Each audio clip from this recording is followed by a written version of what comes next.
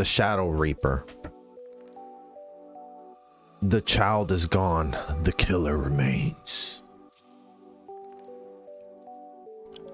A peerless practitioner of lethal shadow magic. Let's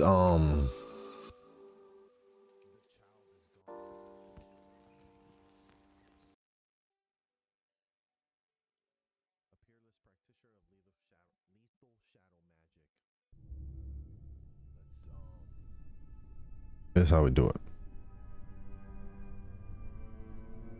This is how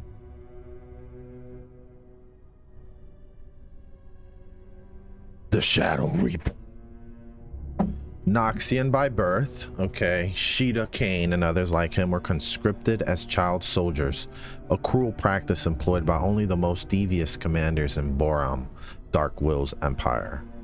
Okay, following the disastrous battle at the Placidium of Navarre, the invasion was deliberately reformulated into a protracted war of attrition. Ionian compassion was a weakness to be exploited. Their warriors would hesitate before striking down a supposed innocent. Thus, barely able to lift the blade he had been given, Kayn's first day in battle was also expected to be his last. So, Noxian, the Ionians are who again? Fuck, man. Like, this whole entire Ionian League of Legends.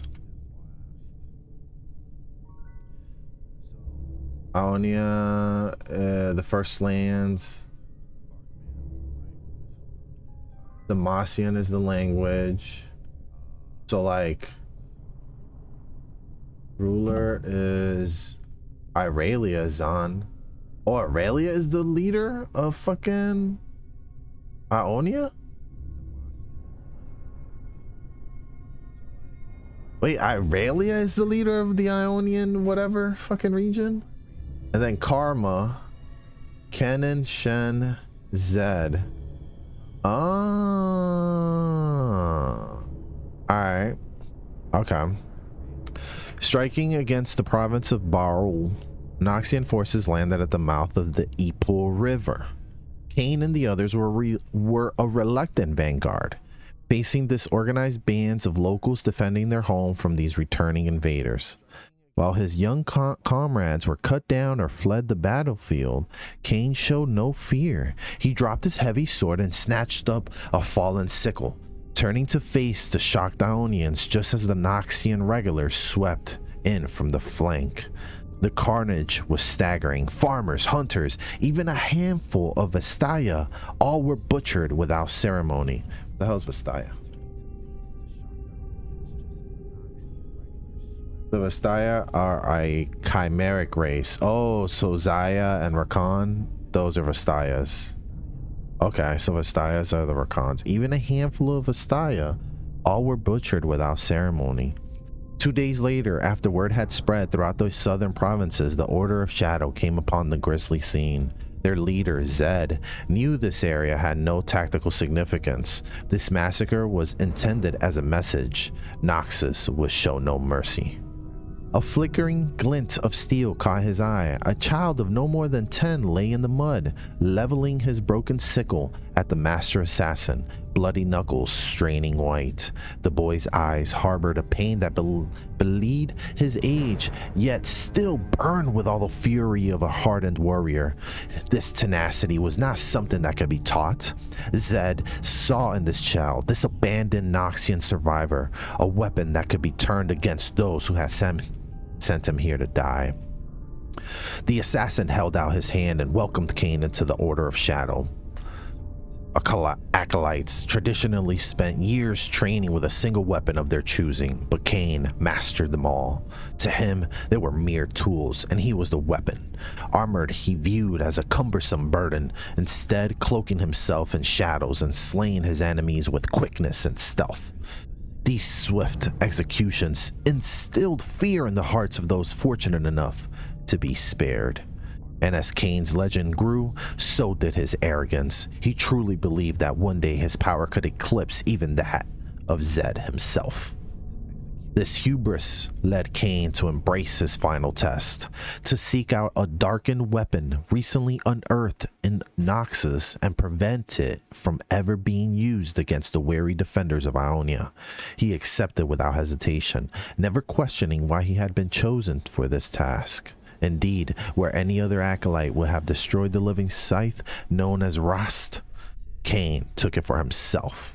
And Rost is that is his red Kayn, right? So Rost is the red Kayn, and fuck, I forget the other for his shadow. Okay, so his living scythe known as Rost. The corruption took hold the moment his fingers closed around the weapon, locking them both in a fateful struggle. Rost has long awaited the perfect toast in order to rejoin its darkened brethren and lay waste to the world. But Kayn will not be easily dominated. He returns to Ionia in triumph, convinced that Zed will name him the new leader of the Order of Shadow. And Zed is the leader of the Order of Shadow. He's part of Ionia, okay, which is Aurelia's shit and Karma. Okay, so cool. So The Blade of Millennia by Michael McCarthy. Kayn stood confidently in the shadow of the Noxtora, surrounded by dead soldiers, and smiled at the irony. These triumphal arches of dark stone were raised to honor the strength of Noxus, to instill fear and to demand fealty from all who passed beneath them. Now this one was a tombstone, a monument to false strength and arrogance, and a symbol of the fallen warrior's own fear turned against them. Kayn relished fear. He counted on it. It was a weapon, and as his brothers in the Order of Shadow had mastered their katana and their shuriken, Kayn had mastered fear. But as he felt Noxian soil beneath him for the first time in years, amid the enemy soldiers slain and soon to be forgotten, there was unease. It hung in the air like the pressure before a storm, begging to be released. Nakuri, Kayn's fellow acolyte of the Order, reversed the grip on his blade and prepared for a more personal fight. To his credit, he almost managed to hide the tremor in his voice. "What's it going to be, brother?" Kayn said nothing. His hands rested empty at his sides. He knew he was in control. Even so, he felt a flickering sense of deja vu, like something out of a dream. It came in a flash and then was gone. A voice rose from the empty space between them, a dark and hateful voice that echoed with the pained cries of 1,000 battlefields, daring each of them to act. Who will prove worthy?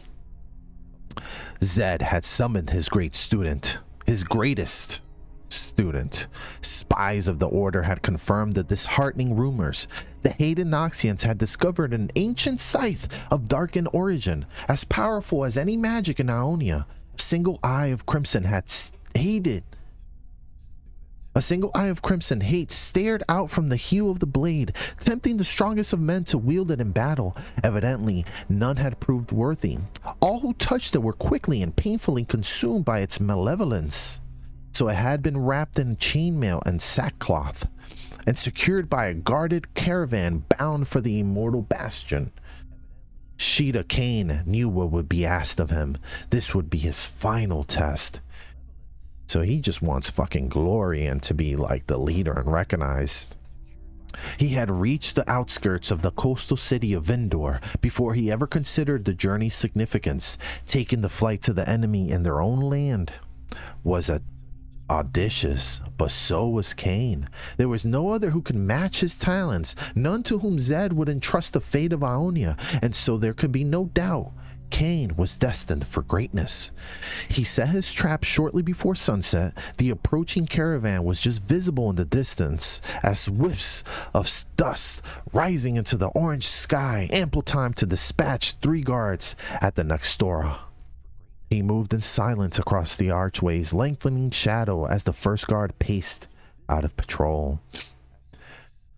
Kayn summoned his shadow magic and stepped into the black stone wall as if it were a passage open only to him. He could see the guards in silhouette, grasping their pikes tightly with both hands. He lunged from the edifice cloaked in shadow and snuffed the life from the second guard with his bare hands. Before the third could even react, Kayn dissolved into tendrils of pure darkness and darted across the cobbled road, reforming in front of his victim. In a flash, he wrenched the man's head around, snapping his neck with ease. The first guard heard the bodies fall, lifeless and limp, and turned toward Kayn. The assassin smiled, taking time to relish the moment. "It paralyzes, does it not?"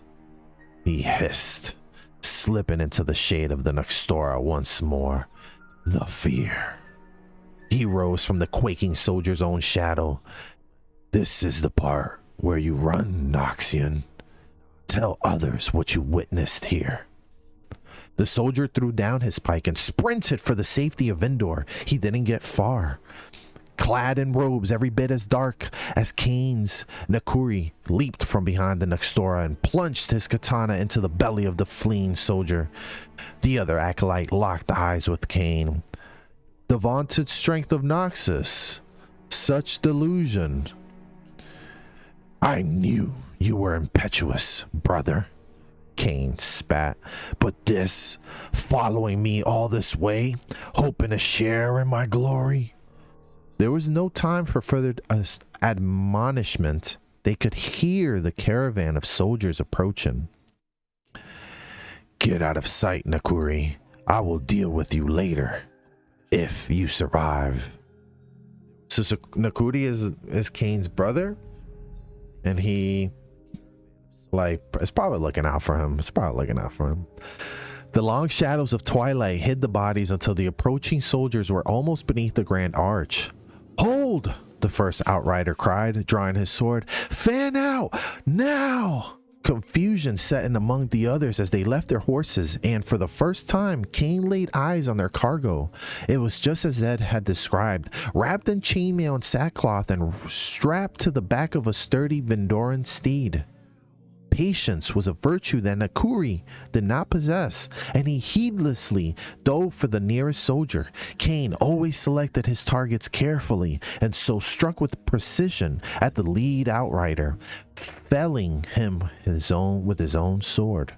He turned again to the Vindoran, but the Sith was gone.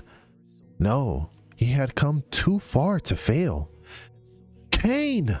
Nakuri yelled as he cut down one soldier after another. "Behind you!"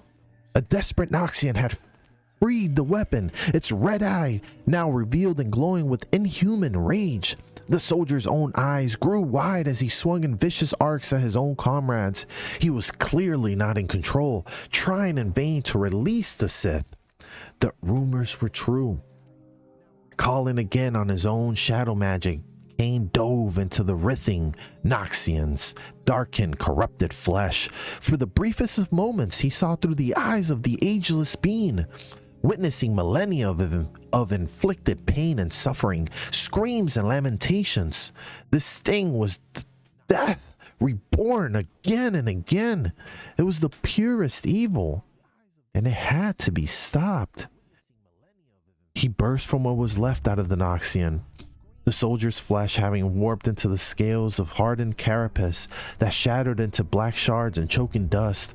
All that remained was the scythe, its eyes now closed.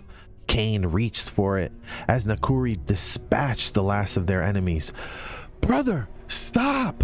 the acolyte cried, flicking blood from his katana. "What are you doing? You saw what it can do. It must be destroyed." Kayn faced them. "No, it is mine."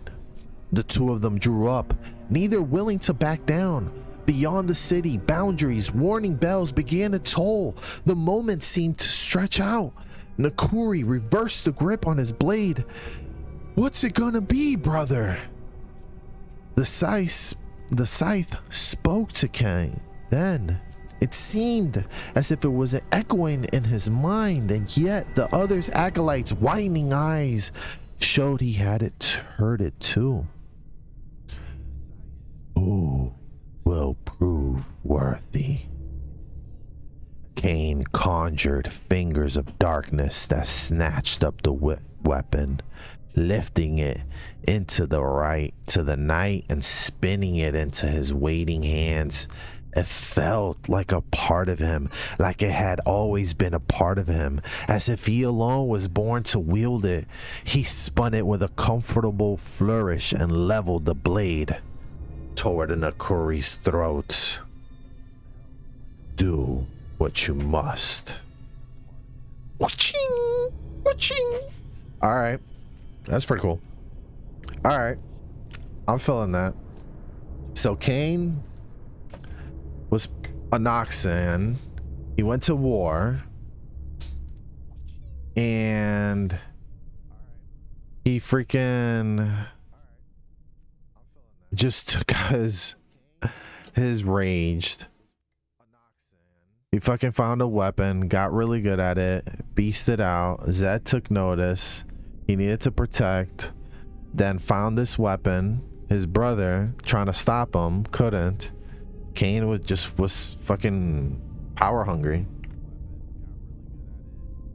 That's all he wanted, just power. But okay, not too bad, not too bad.